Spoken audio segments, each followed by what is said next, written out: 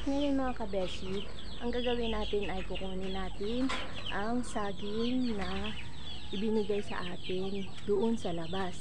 Dahil kahapon dito mga beshi, ay ang lakas ng ulan at yung medyo yung hangin niya pa talagang mapapatumba ang mga puno ng saging. Iyon, natumba yung isa doon. Ngayon sinabi natin sa may-ari para makuha na niya ngayong araw na to at baka mawala pa, ay sabi niya sa amin na lang daw, sa akin yan. Ang bait naman ni Manong. Yan, thank you Manong, God bless sa'yo. Ngayon samahan niyo ako mga kabeshi doon sa labas para makuha na natin. Pakita ko lang sa inyo yung mga sagingan kung saan tayo nabigyan ng may-ari ng saging na natumba. Kanina yung mamaya papakita ko sa inyo yung pagkuha ko ng saging. Ito nga pala ang kapaligiran ng sagingan, di ba? Ang dami mga kabeshi. Ayan. Yan. Presko dito mga kabeshi. Tapos kabeshi dito, pwede tayo magpahinga dito sa kukunin na natin.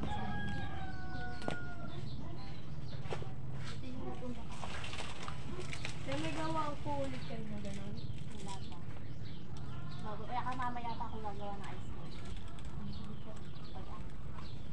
Sige vlog.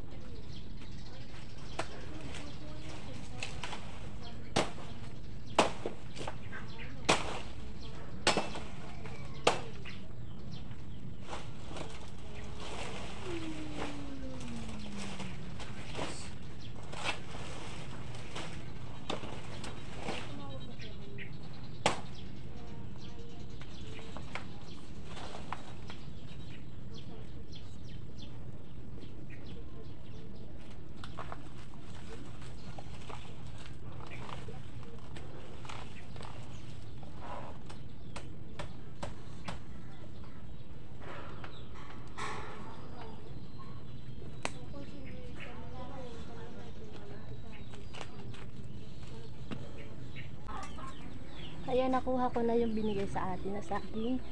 Thank you sa nagbigay, Mano. God bless you, Mano, sa iyo. Ayan, maupo muna tayo dito mga kabeshi. Tayo ay magpahinga at minsan naman ay dapat tayo ay magpahinga mga kabeshi para ma-refresh ang ating katawan mga kabeshi. Ayan, kabeshi nga pala dito tayo umuupo sa labas ng ating bahay.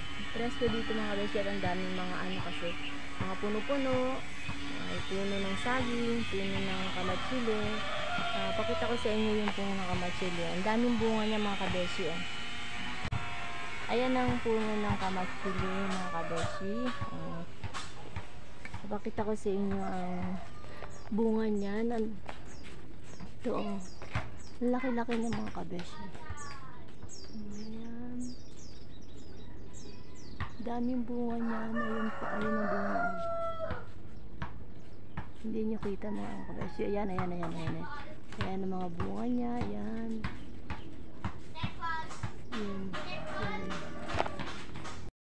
Nga pala dun sa likod ng inuupuan ko kanina mga kabeshi ay merong taniman.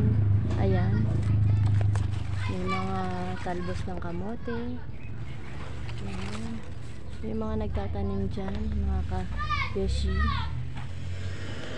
At ito nga pala kabeshi yung aking kinuwaan kanina. Ayan.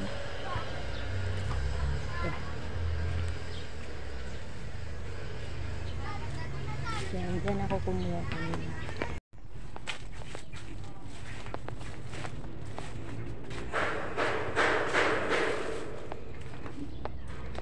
Ayan guys, meron itong banana ng saging kahapon. Ayan. Ito, pakita mo ba ito? Hindi pa natin pwedeng kunin yan kasi mura pa siya mga kabeshi. Ayan. At ngayon kukuha tayo ng pagkain naman ng para naman tayo makatipid sa kids. Ay kukuha tayo ng mga damo-damo at bangka ng saging, ay katawan ng saging para makabili. Samahan nyo ako.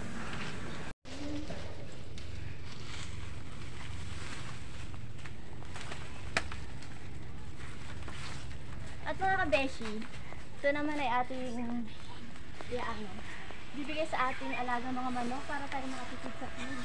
Hello guys!